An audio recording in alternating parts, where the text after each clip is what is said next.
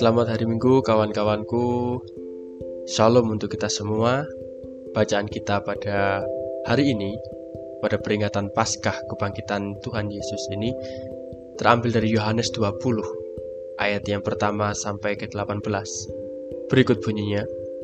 Pada hari pertama minggu itu, pagi-pagi benar ketika hari masih gelap, pergilah Maria Magdalena ke kubur itu dan ia melihat bahwa batu telah diambil dari kubur.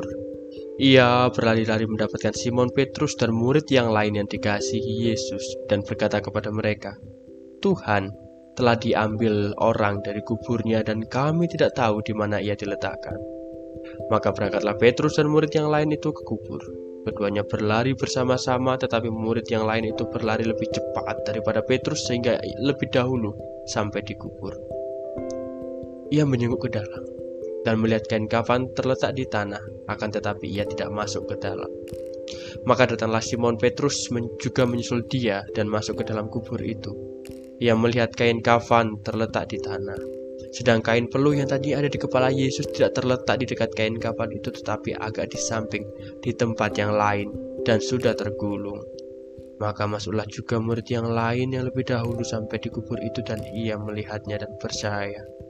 Sebab selama itu mereka belum mengerti isi kitab suci yang mengatakan bahwa ia harus bangkit dari antara orang mati.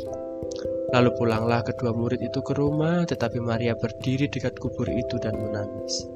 Sambil menangis, ia menjenguk ke dalam kubur itu. Dan tampaklah olehnya dua orang malaikat berpakaian putih, yang seorang duduk di sebelah kepala dan yang lain di sebelah kaki tempat mayat Yesus terbaring. Kata malaikat-malaikat itu kepadanya, "Ibu, mengapa engkau menangis?"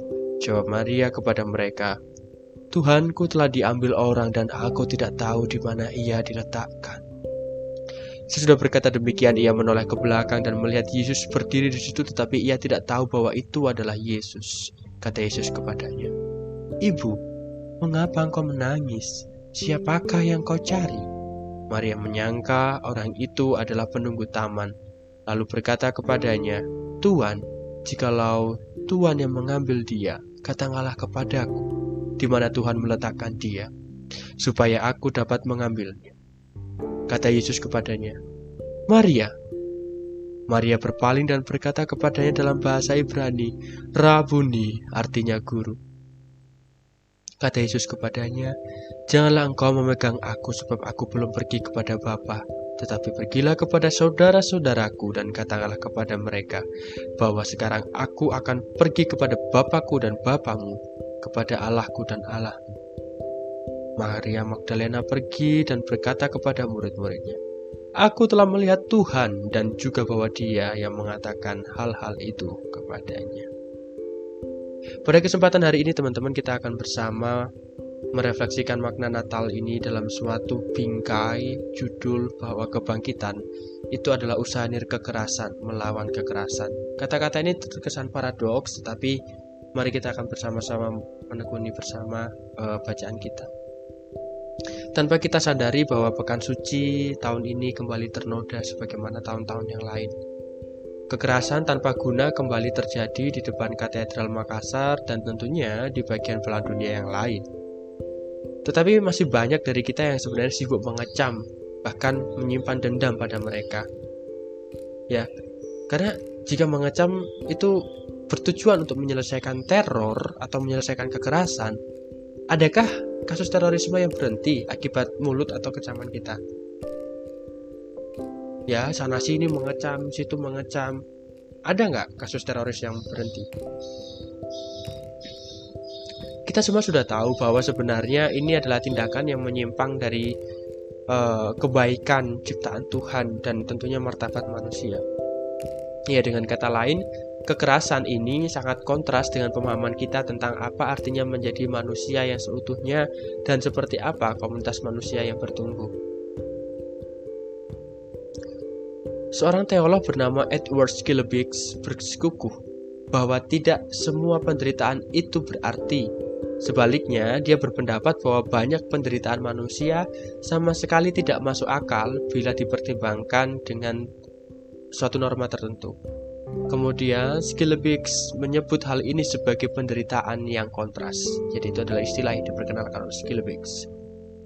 Nah, seseorang yang menurut Skillebeeckx ini memiliki pengalaman atau pengalaman penderitaan yang kontras ini, dia berarti memiliki pengalaman negatif yang bertentangan dengan apa artinya menjadi manusia yang terwujud dalam martabat yang hakikatnya tidak bisa diganggu-gugat.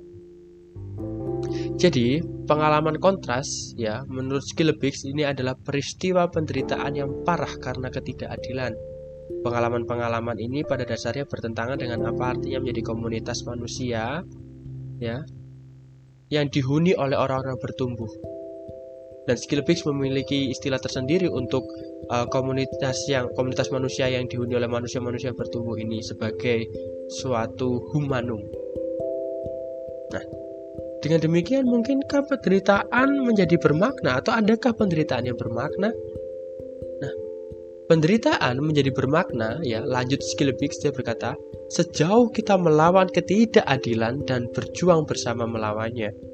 Ya, hal ini berarti pengalaman penderitaan yang kontras dapat berkembang menjadi suatu pengetahuan tentang masa depan yang lebih baik. Ya, yang memulai praksis baru yang benar-benar mencoba untuk mewujudkan masa depan itu. Yakni pengalaman penderitaan memanggil kita untuk berjuang melawan ketidakadilan, kekerasan, dan rasa sakit yang kita alami. Skillebeeckx ya, menyebut perlawanan terhadap penderitaan yang tidak masuk akal ini sebagai suatu dialektika negatif. Dalam teologi Kristen, kebangkitan Yesus Kristus dari kematian ya, yang kita rayakan hari ini adalah suatu dialektika negatif daripada Tuhan, yakni perlawanan Tuhan terhadap pengalaman kontras penyaliban.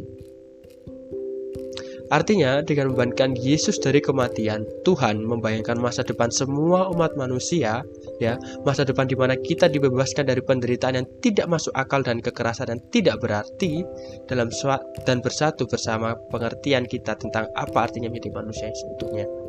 Dan kebangkitan adalah model perlawanan melawan kekuatan, kekerasan, dan kematian.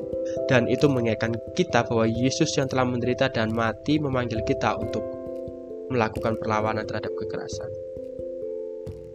Lalu apakah kebangkitan ini suatu endgame? Ada hal yang menarik dari bacaan kita pada hari ini, bahwa sebenarnya tidak ada kebangkitan yang menghapuskan tragedi salib. Demikian pula tidak ada kebangkitan yang menghapus penderitaan. Justru kebangkitan ini mengajar kita untuk hidup di dunia yang telah terjabik-jabik oleh ketidakadilan, sekaligus memberi kita harapan bahwa Tuhan hadir dalam kekerasan yang bahkan paling buruk dalam hidup manusia, dan bahwa Tuhan melibatkan sejarah manusia untuk menciptakan makna-makna di sisi lain tragedi dan ketidakadilan. Ya, Tuhan hadir dalam kehidupan dan kematian Yesus. Ini berarti menyatakan bahwa kehadirannya ini meresap dalam keberadaan manusia melalui kemenangan dan kekalahannya, dalam kebahagiaan dan juga penderitaan manusia.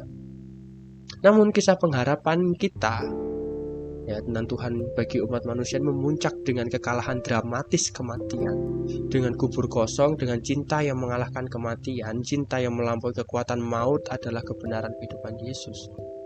Seorang teolog, Dorothy Solly, bahkan berpendapat bahwa melampaui kehidupan setelah kematian ya, itu adalah apa yang dipercayai Yesus ya. Apa sih yang melampaui kehidupan setelah kematian? Yakni kehidupan sebelum kematian itu sendiri. Memori Yesus hidup dengan para pengikutnya. Bisa hidup dengan orang Kristen bahkan sampai hari ini ya. Ingatan itu menghubungkan kita dengan warisan Yesus, yakni warisan yang memungkinkan kita untuk menolak menerima ya, warisan kekerasan. Kebangkitan bukanlah sesuatu yang terjadi bertahun-tahun yang lalu di Yudea. Kebangkitan adalah tindakan yang akan kita ambil sekarang. Sebagaimana Maria Magdalena pergi ke kubur Yesus ya, kala mereka direpresi. Kristus bangkit ketika orang-orang Kristen menolak untuk menyerah pada kekerasan.